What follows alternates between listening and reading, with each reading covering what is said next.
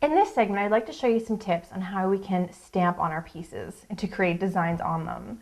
There's a couple things you want to remember when you're stamping, and that is when you're applying paint, not to do it too thickly, and to grab the proper tools to apply the paint to your stamps.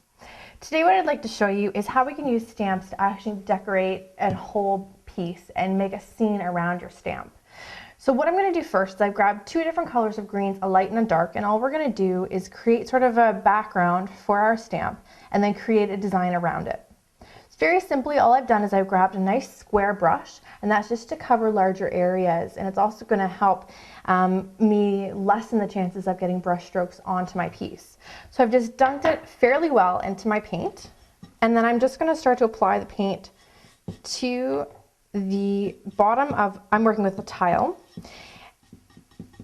and it's really important to really saturate your brush and don't be afraid to use a lot of paint when you are starting.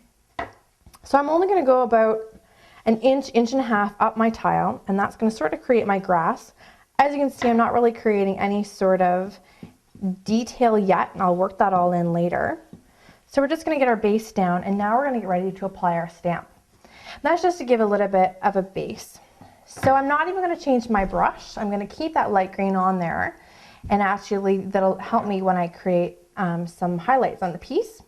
So all I'm doing is I'm taking a little bit of the paint and applying it to the the foam stamp, being careful not to add too much paint.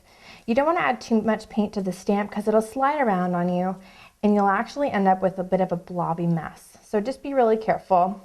Sort of judge it. If you can see any really thick lines when you're applying the paint, then it's probably too thick. So just keep moving your brush around. Then after you've got it evened out, you're just going to flip it over and stamp it directly down on your piece. Now I'm going to overlap on my background a little bit and then just squeeze it down. And the really key thing when you're stamping is to pull straight off. And then we have our little alligator. And that's pretty much it.